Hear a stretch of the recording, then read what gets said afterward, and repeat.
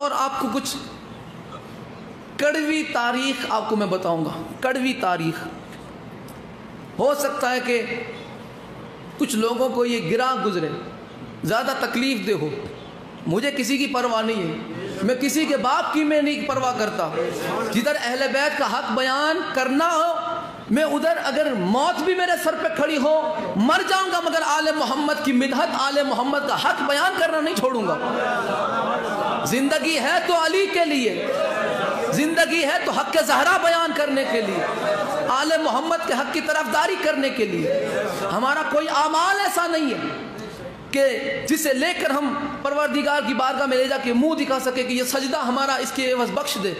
نہیں, ہم بہت بڑے گناہگار, بہت بڑے سیاہکار ہیں, مگر ایک نسبت ہمیں فخر دلاتے کہ ہم آل محمد کے در کے بھکار, ہم آل محمد سے نسبت رکھتے ہیں, آل محمد کے حق کی طرفداری کرتے ہیں. یہ ہماری نجات کا سامان.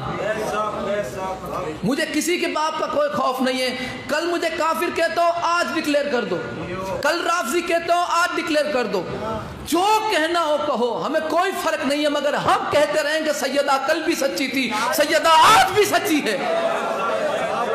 جو بھی آل محمد کے خلاف آئے گا وہ کتا کل بھی لانتی تھا, وہ حرام زادہ آج بھی لانتی. ہمیں کسی کے باپ کا ڈر نہیں, کسی کے باپ کی پرواہ نہیں. جو حق ہے وہ سولی کے ماجرے پر بھی ہم چڑھ کے بولیں گے کہ علی کل بھی حق تھا, علی آج بھی حق ہے. کسی کا باپ ہمیں حق بیان کرنے سے نہیں روک سکتا. جس نے درود پڑھنے والا, درود جس پہ درود پڑھا گیا اس سے بیعت مانگی, لاکھ لعنت.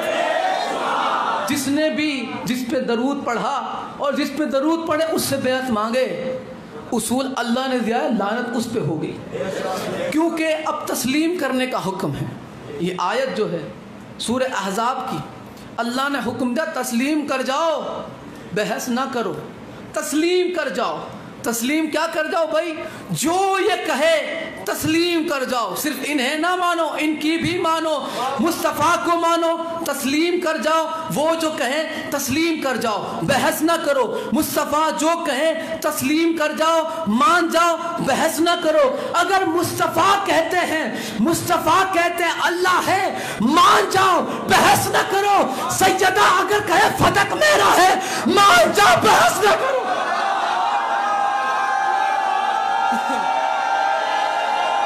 گرج کے حیدری.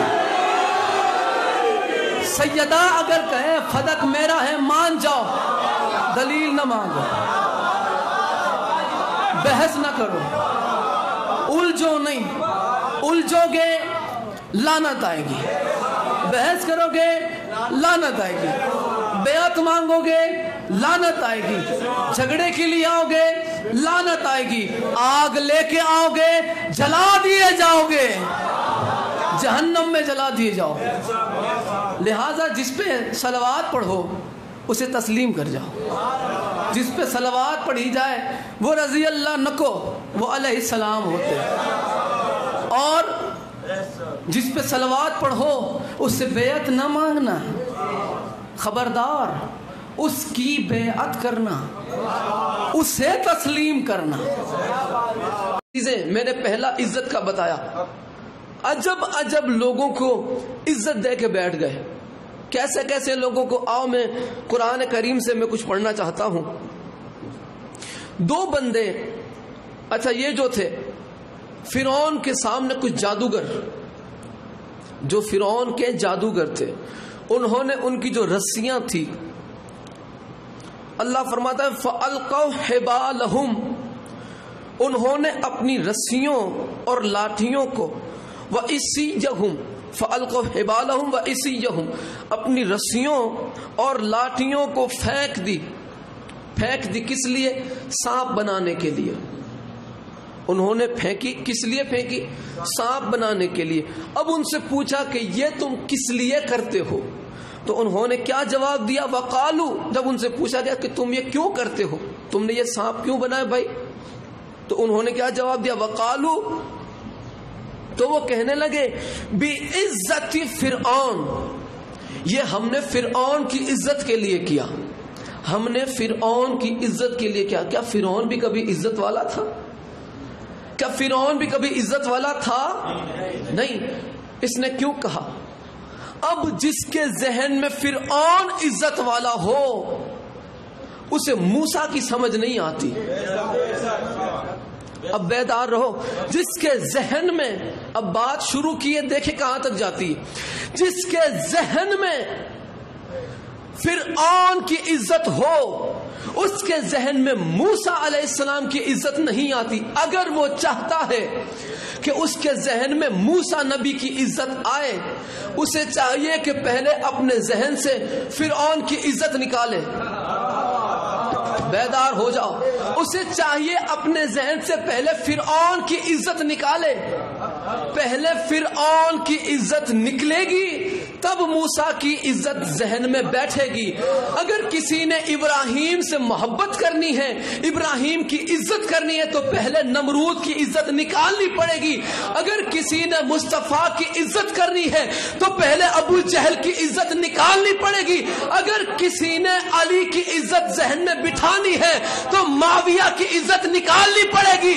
اگر کسی نے حسن حسین کی عزت بٹھانی ہے تو اسے یزیدیوں کی محبت عزت نکالنی پڑے گی. اگر ذہن میں فاطمہ زہرا کی عزت بٹھانی ہے فتح کے چوروں کی عزت نکالنی پڑے گی.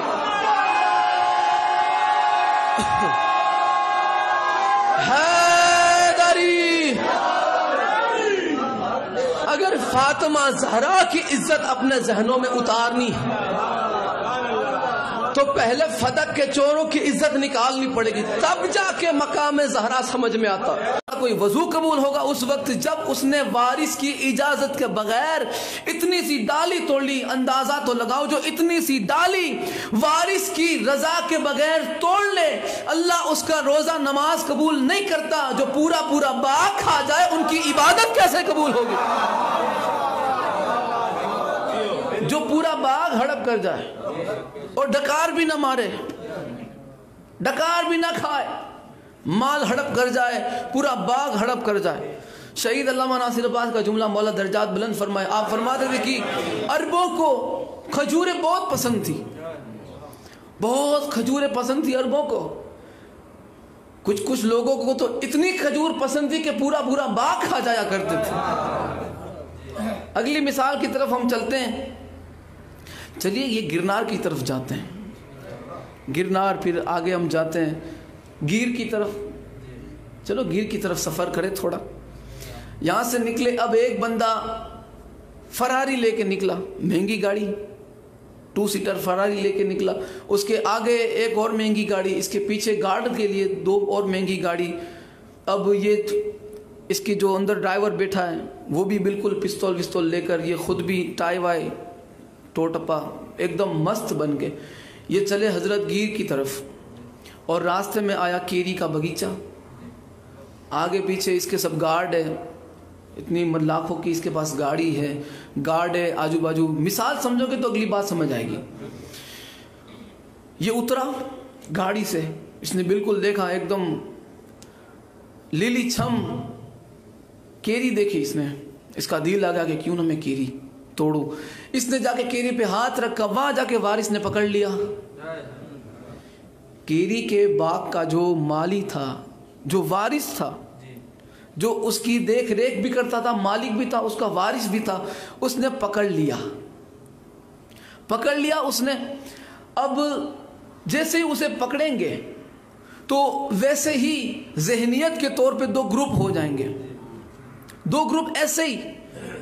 انسان کی ذہنیت ہے، کبھی کچھ بھی ہو سکتا ہے، کچھ بھی انسان سوچ سکتا ہے، لیکن 2 گروپ ایسے ہی بن جائیں گے. پہلا گروپ کہ جو وارث کے ساتھ ہوگا کہ یار یہ دیکھو کہ اس نے کیسا کام کیا.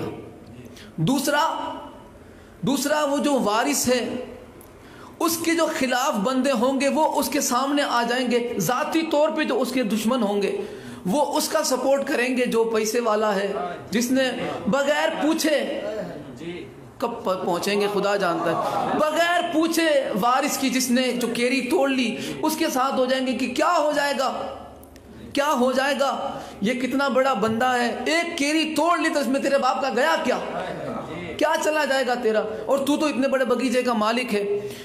وہ یہاں سے پکڑ کے جو وارث ہے وہ کیا بولے گا کہ میں نے اس کو اس لیے نہیں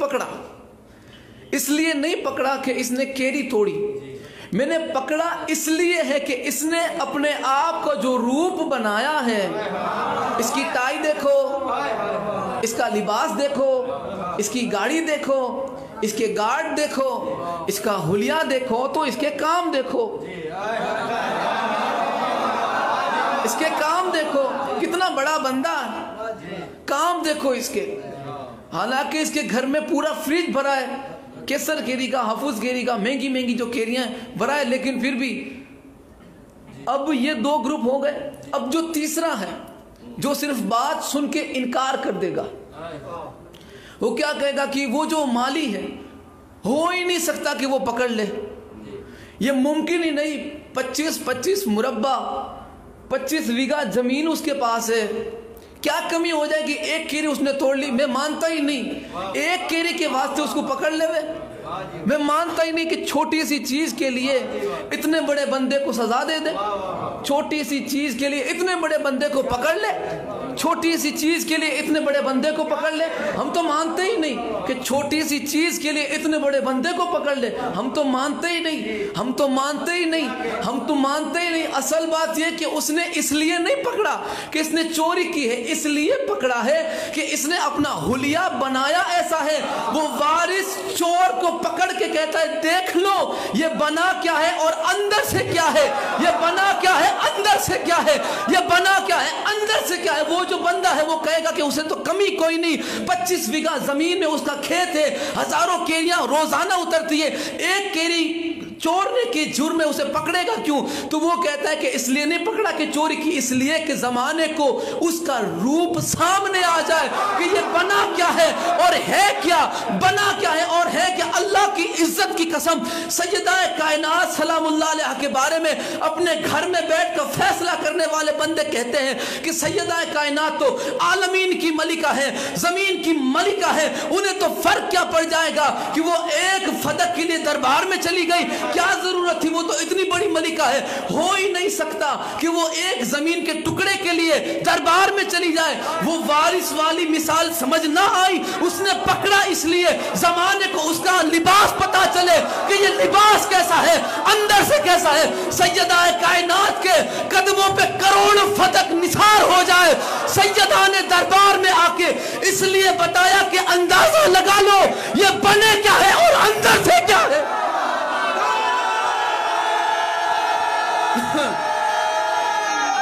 حیدری، اندازہ لگاؤ یہ بنے کیا ہے اور اندر سے کیا ہے، یہ اندازہ لگاؤ، لوگوں کو ان کی اصلی شکلیں پتا چلے۔